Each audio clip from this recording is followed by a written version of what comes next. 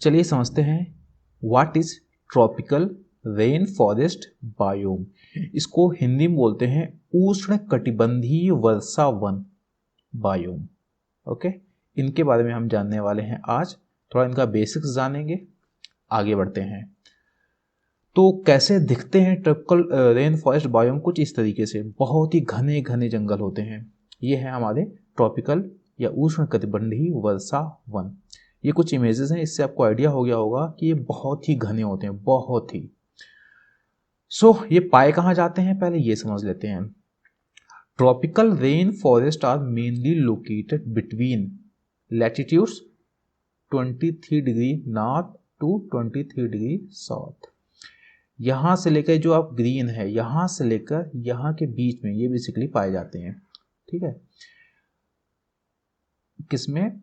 Tropic of cancer और Capricorn, ठीक है ना, कर्क रेखा और मकर रेखा के बीच में।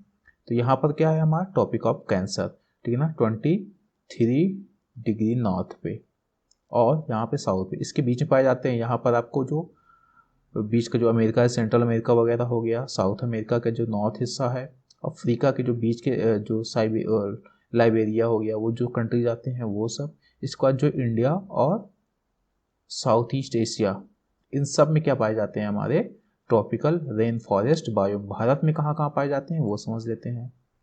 तो ये कहाँ कहाँ पे है? In central and south America, ये सेंट्रल अमेरिका है, ये south America. Western and central Africa, ये वेस्टर्न अफ्रीका है, ये सेंट्रल अफ्रीका, ठीक है ना। इंडिया में वेस्टर्न घाट और नॉर्थ ईस्ट अभी समझते हैं। और शायद भारत में कहाँ पाए जाते हैं? यहाँ साउथ ईस्ट एशिया में। और ये है आइलैंड्स ऑफ न्यू गिनी, ठीक है ना, यहाँ पर क्या पाए जाते हैं? यहाँ पर भी पाए जाते हैं। तो बेसिकली ये लोकेशन याद रखिएगा, ये वाली, ठीक है ना, ट्रॉपिक ऑफ कैंसर, कर्क रेखा और मकर रेखा के बीच में। भारत में कहाँ पाए जाते हैं ये देख सकते हैं, ये है हमारा ट्रॉपिकल रेन फॉरेस्ट, यहाँ नॉर्थ ईस्ट में, ये देखो, ठीक है ना। यहाँ पर बहुत ही घने जंगल होते हैं मेघालय वगैरह में, क्योंकि यहाँ बारिश बहुत ज़्यादा होती है। और ये पश्चिमी घाट में भी बारिश काफ़ी ज़्यादा होती है, तो यहाँ भी पाए जाते हैं ट्रॉपिकल रेन फॉरेस्ट उष्ण कटिबंधीय वर्षा वन। ये भारत में 2 लोकेशन है जहाँ पर ये काफ़ी ज़्यादा पाए जाते हैं उष्ण कटिबंधीय वन।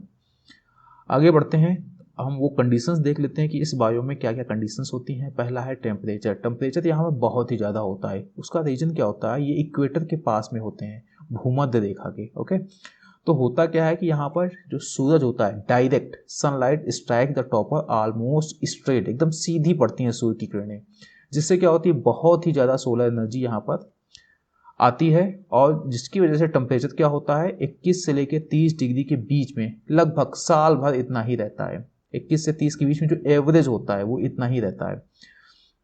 उसका रीजन क्या है? क्योंकि सनलाइट लगभग यहाँ पर सीधी पड़ती है। तो पहला इसका, इस बायोम का जो पहली क्वालिटी है वो हाई टेम्परेचर।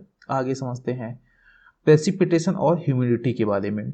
यहाँ पर साल में बहुत ही ज़्यादा बारिश होती है, यानी मिनिमम एटलीस्ट 2000 मिलीमीटर रेन होती है हर साल।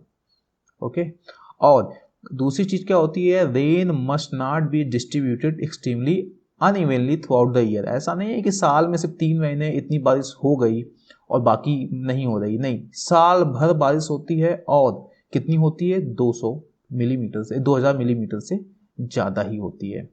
तो ये कंडीशंस होती हैं। शायद इन्हीं वजह से एक तो टेम्परेचर काफ़ी ज़्यादा है और ह्यूमिडिटी काफ़ी ज़्यादा है, यानी बारिश काफ़ी ज़्यादा होती है। जब बारिश ज़्यादा हो रही है, टेम्परेचर ज़्यादा है, तो ह्यूमिडिटी भी काफ़ी ज़्यादा होगी, क्योंकि ये जो बारिश, जो पानी होगा वो क्या होगा? वाष्प में बदलेगा, क्योंकि तापमान ज़्यादा है।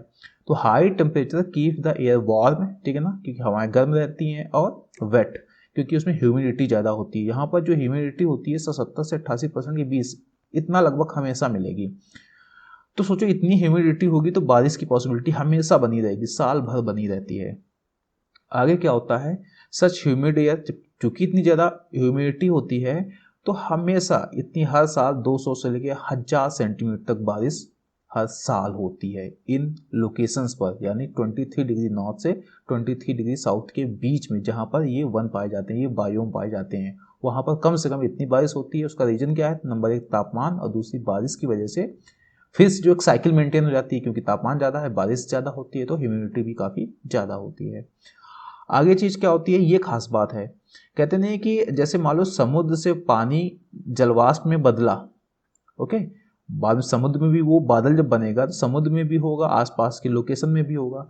तो यहाँ पर क्या होता है, ट्रॉपिकल रेन फॉरेस्ट आर इतने गर्म होते हैं, are so warm and moist, ठीक है ना, ह्यूमिडिटी इतनी ज़्यादा होती है कि इनके पास जितनी भी बारिश होती है, ठीक है ना, उसका 70%, मान लो कि ऐसा समझ लो कि मान लो 100 लीटर बारिश हुई, मान लो, तो 75 लीटर पानी तो यहीं से ऊपर जाता है और यहीं बरस जाता है। ओके, तो ये क्या बोल रहे हैं, इतना ज़्यादा होता है कि they produce a much 75% of their own rain through evaporation, वाष्पोत्सर्जन और श्वसन, ट्रांसपायरेशन। समझ गए ना क्या होता है कि यहाँ पर इतना ज़्यादा तापमान रहता है क्योंकि सूरज सीधे चमकता है, कि इतना ज़्यादा पानी वाष्पित होता है कि जहाँ पर होने वाली कुल बारिश का 75% तो उतना ही होता है जितना यहाँ से वाष्पित हुआ है। बाकी जो होता है वो आसपास से भी आता है, मोस्टली क्या होता है समुद्र से वाष्पित होता है, वो बरसता है। तो ये जो फैक्ट था ये आपको समझाना था। आगे समझते हैं। सनलाइट लगभग 12 घंटे होती है, नहीं जैसे ठंड में क्या होती है, अगर आप देखोगे भारत जैसे कंट्रीज में तो सनलाइट कम हो जाती है, 8 घंटे ही तक पहुंच जाती है। लेकिन यहाँ पर क्या होता है कि लगभग इक्वेटर के पास होते हैं तो हर की लगभग डायरेक्ट सनलाइट पड़ती है कितने, 12 घंटे तक, और पूरे साल भर ऐसा ही रहता है। रीजन क्या है, क्योंकि इक्वेटर यानी कि भूमध्य रेखा के पास होते हैं।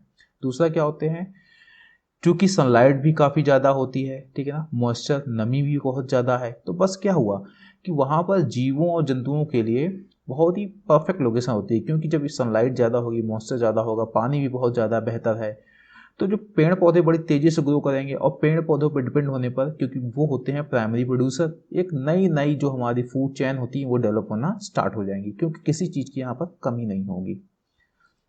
न्यूट्रिएंट्स की बात करें, सब कुछ तो काफ़ी यहाँ पर ज़्यादा था, लेकिन यहाँ पर थोड़ा गड़बड़ हो जाता है, न्यूट्रिएंट्स यहाँ पर काफ़ी ज़्यादा नहीं होते हैं। उसका रीज़न क्या होता है कि यहाँ पर यहाँ जो मिट्टी होती है बहुत ही कम न्यूट्रिएंट्स होते हैं। उसका रीज़न क्या होता है, जरा ये समझो। होता क्या है कि लगातार यहाँ बारिश होती है, मेन क्या है, यहाँ पर जो मिट्टी होती है वहाँ पर पोषक तत्व तो बहुत कम होते हैं उस मिट्टी में। उसका रीज़न क्या होता है कि लगातार बारिश होने से जो पानी बहता है तो जो पोषक तत्व जो ऊपरी लेयर में होते हैं मिट्टी के वो बह जाते हैं। Rain flow washes away many of the nutrients.